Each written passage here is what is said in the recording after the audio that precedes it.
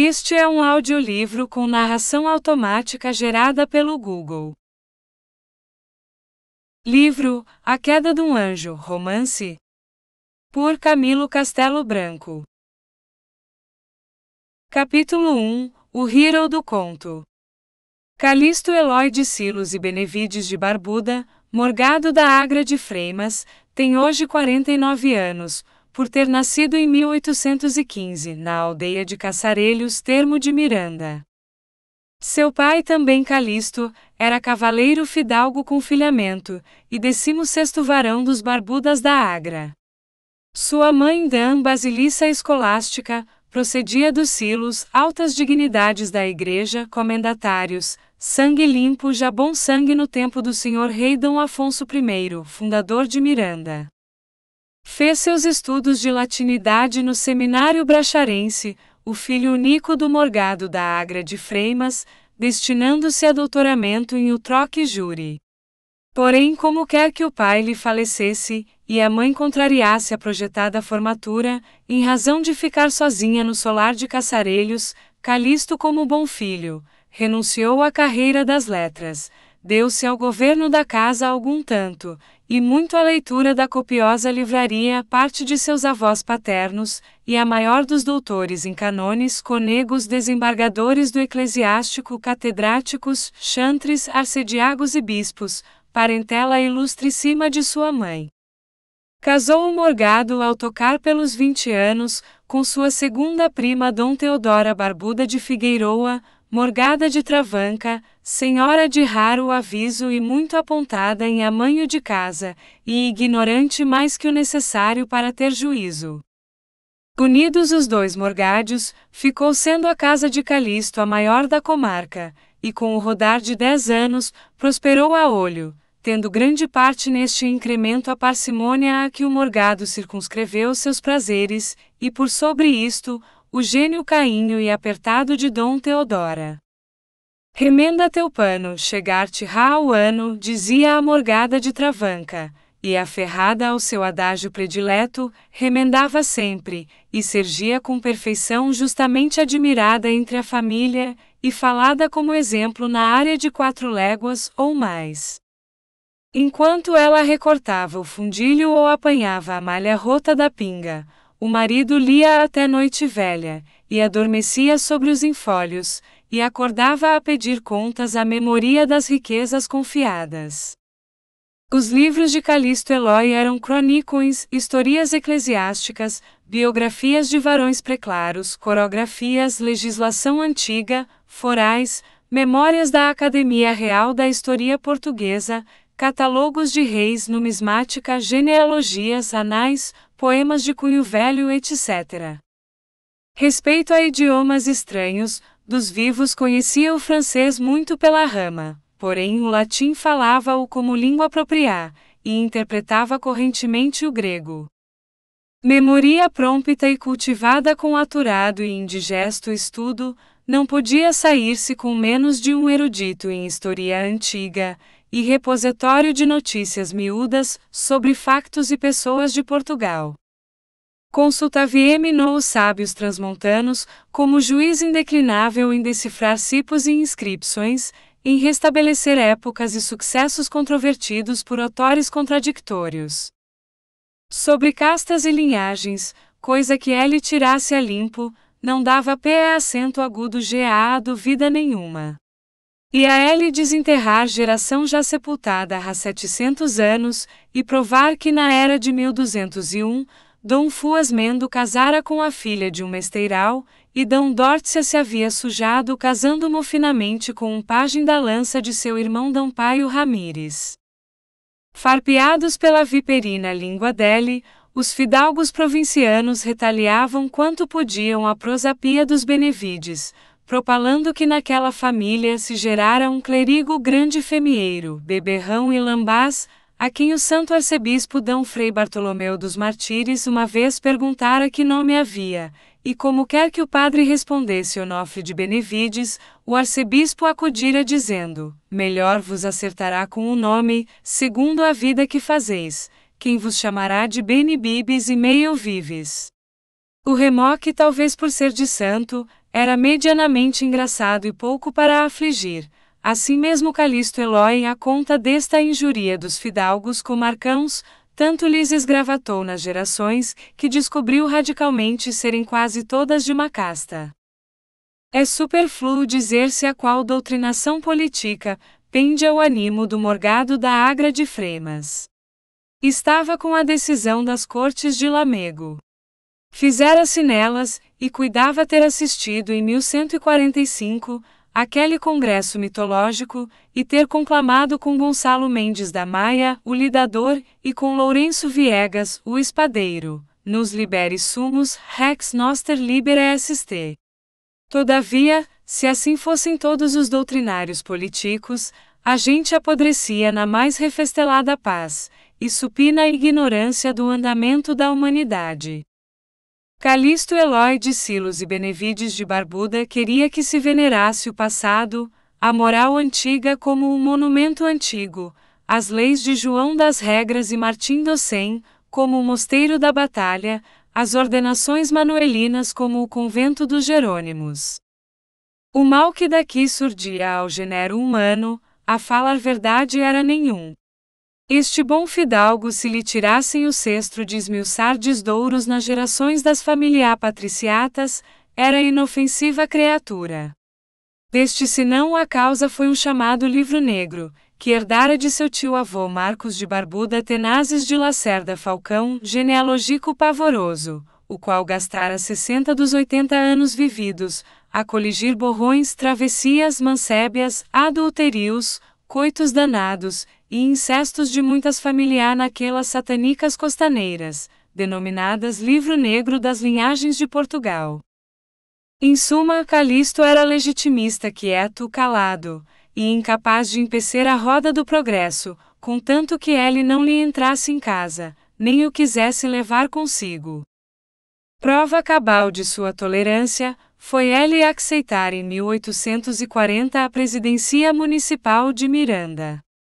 Na primeira sessão camararia fellow de feitio e jeito, que os ouvintes cuidavam estar escutando um alcaide do século XV, levantado do seu jazigo da Cathedral. Queria ele que se restaurassem as leis do foral dado a Miranda pelo monarca fundador. Este requerimento gelou de espanto os vereadores. Destes, os que poderam degilar-se, riram na cara do seu presidente, e emendaram a galhofa dizendo que a humanidade havia já caminhado 7 séculos, depois que Miranda tivera foral. Pois se caminhou, replicou o presidente, não caminhou direita. Os homens são sempre os mesmos e quejandos, as leis devem ser sempre as mesmas. Mas, retorquiu a oposição ilustrada, o regime municipal expirou em 1211, senhor presidente? Vês acento circunflexo A não ignora que há hoje um código de leis comuns de todo o território português, e que desde Afonso I se estatuíram leis gerais. Vês acento circunflexo A de certo leu isto. Lhe atalhou Calisto de Barbuda, mas reprovo? Pois seria útil e racional que acento circunflexo A aprovasse. Útil a quem? Perguntou o presidente. Ao município responderam. Aprovem os SRS vereadores, e façam obra por essas leis, que eu despeço-me de isto. Tenho o governo de minha casa, onde sou rei e governo, segundo os forais da antiga honra portuguesa. Disse e saiu e nunca mais voltou à Câmara. Fim do capítulo. Capítulo 2 – 2 candidatos. Desde o qual incidente o morgado, convicto da podridão dos vereadores em particular, e da humanidade em geral, prometeu a 11 retratos que tinha de 11 avós, pintados indignamente, nunca mais tocar o cancro social com suas mãos impolutas. Neste propósito nem ao menos consentiu que o vigário lhe mandasse o periódico dos pobres do Porto de que era assignante, emparceirado com mais 4 reitores limítrofes, e o mestre-escola e o boticário. Um dia, porém, quando ele saia da festividade de S. Sebastião, cujo mordomo era, deteve-se no adro, onde o rodearam os mais graudos lavradores da sua freguesia e das vizinhas. Noutro grupo falava-se do sermão, e da constância do santo capitão das guardas do bárbaro Diocleciano, e da desmoralização do império. Estas puxadas reflexões era o boticário que as expendia, coadjuvado pelo mestre de primeiras letras, sujeito que sabia mais história romana do que é permitido a um professor da preciosa e capitalíssima ciência de ler, contar e escrever, pelo que o sábio vinha a granguir para a humanidade e a ciência, e para ele 9 vintens e meio por dia. E comia o sábio estes 9 vintens e meio cotidianos, e ensinava os rapazes, e sobejava-lhe tempo para ler história. Podera. Os governos davam-lhe férias grandes ao estômago, em proveito do espírito. Se ele andasse bem nutrido e sucado de tripa, não aprendia nem ensinava coisa de monta. Que a pobreza é o estímulo das maiores façanhas da inteligência. Paupertas impolite audax. Isto que o Horácio faminto dizia de si, acomodam-no os regedores da coisa pública aos professores de primeiras letras, porém, outros muitos versos do Horácio farto, esses tomam-os eles para seu uso. Estava, pois, o mestre-escola de parceria com o boticário, a castigar a perversidade dos imperadores romanos, por amor do mártir S. Sebastião, que, segunda vez, acabava de ser frechado no panegírico.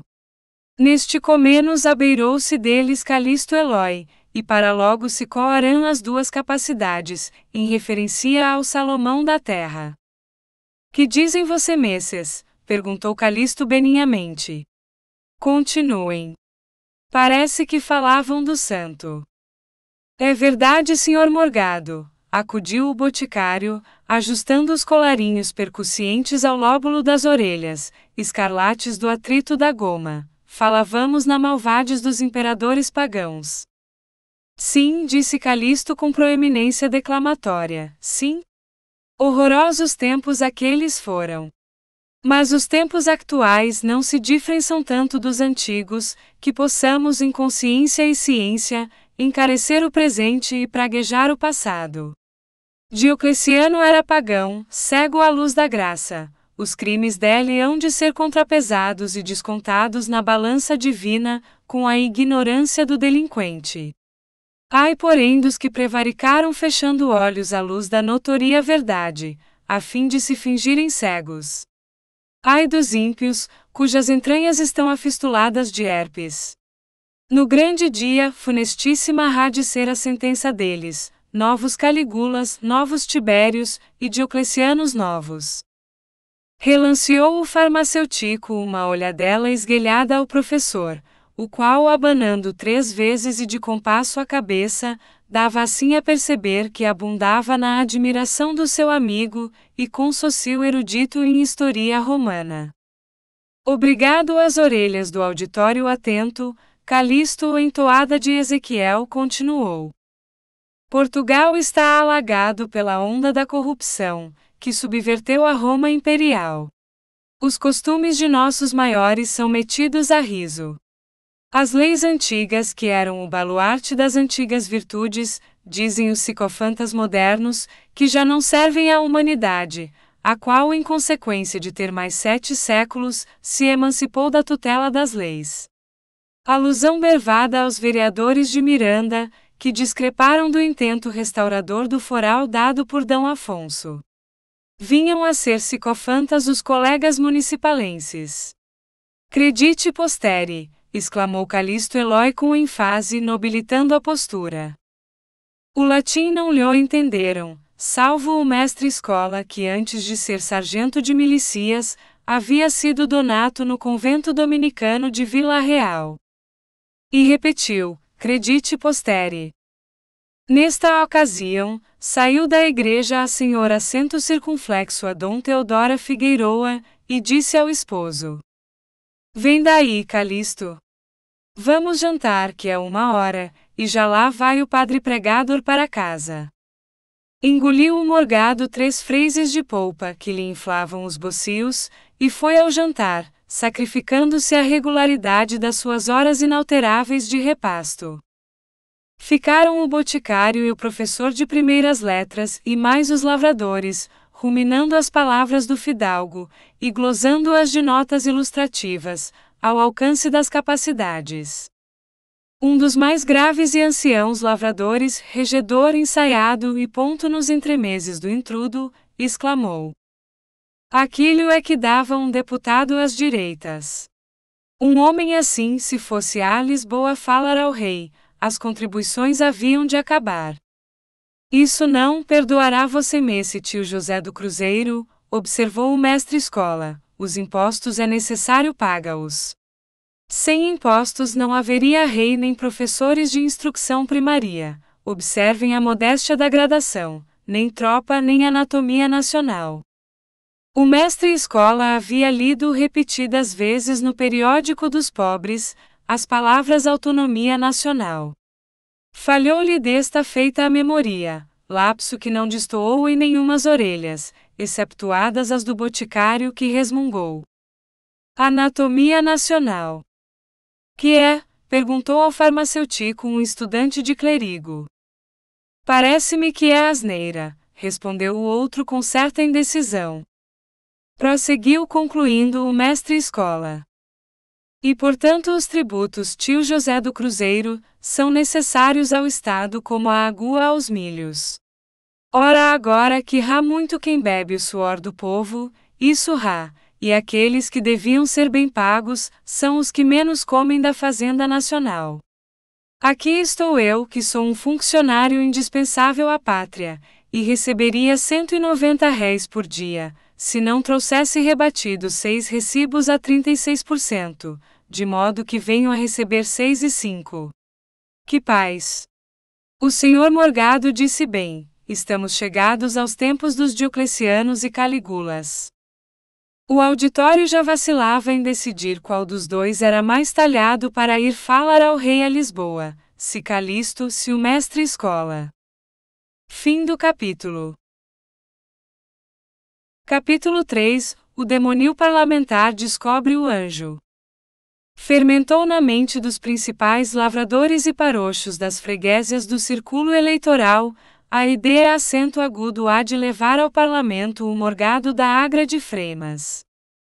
Os deputados eleitos até aquele ano no círculo de Calixto Eloy, eram coisas que os constituintes realmente não tinham enviado ao Congresso Legislativo. Pela maior parte os representantes dos mirandenses tinham sido uns rapazes bem falantes, areopagitas do café Marrari, gente conhecida pela figura desde o botequim até S. Carlos, e afeita a beber na castalha, quando para encher a veia, não preferia antes beber da garrafeira do Mata, ou outro que tal ecônomo dos Apolinéus Dons. Em geral aquela mocidade esperançosa, eleita por Miranda e outros sertões lusitanos, não sabia topograficamente em que parte demoravam os povos seus comitentes, nem entendia que os aborígenes das serranias tivessem mais necessidades que fazerem-se representar, obrigados pelo regimem da Constituição. Se algum influente eleitoral, prelibando as delícias do hábito de Cristo, obrigara a urna e o senso comum a gemer nos apertos do doloroso parto do parauta lisboeta, o tal influente considerava-se idôneo para escrever ao deputado incumbindo-lhe trabalhar na nomeação de um vigário chamorro, ou outra coisa, que foi denominação de bando político, em tempo que a política não sabia sequer dar-se nomes decentes. Pois o deputado não respondia à carta do influente, nem o requerente sabia onde procurá-lo, fora do Marrari. Por muitos factos desta natureza conspiraram os influentes do círculo de Miranda contra os delegados do governo, e a ideia acento agudo há de eleger o morgado, foi recebida entusiasticamente por todos aqueles que o ouviram falar no adro da igreja, e por quantos houveram notícias da sua parlenda. O partido que o mestre-escola ganhará de eloquente assalto, cedeu ao império das razoáveis conveniências, e conglobou-se na maioria. A verbosidade, porém, do professor não ficou despremiada, sendo nomeado secretário da junta de parochia. Resistiu Calixto de Barbuda tenazmente às solicitações dos lavradores, que o procuraram com o mestre-escola à frente, facto que muito honra este desinteresseiro e reportado funcionário. Neste encontro, o professor excedeu o juízo avantajado que ele propriamente fazia de sua vocação oratória. Mostrou as faúcies do abismo escancaradas para tragar em Portugal, se os sábios e virtuosos não acudissem a salvar a pátria moribunda. Calixto Eloy, enternecido até às lágrimas pela sorte da terra de Dom João I, voltou-se para a esposa, e disse, como o agricultor Cincinnatus: aceito o jugo. Assá receio, mulher, que os nossos campos sejam mal cultivados este ano? Estavam próximas as eleições. A autoridade, assim que soube da resolução do Morgado da Agra, preveniu o governo da inutilidade da luta. Não obstante, o ministro do reino redobrou instâncias e promessas, no intuito de vingar a candidatura de um poeta de Lisboa, mancebo de muitas promessas ao futuro, que tinha escrito revistas de espetáculos, e recitava versos dele ao piano, cuja falta ou demasia de sílabas a bulha dos sonoros martelos disfarçava.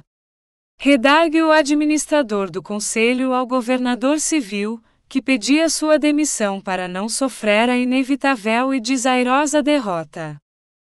Quis assim mesmo o governo aliciar no círculo algum proprietário, que contraminasse a influência do candidato legitimista, fazendo-se eleger.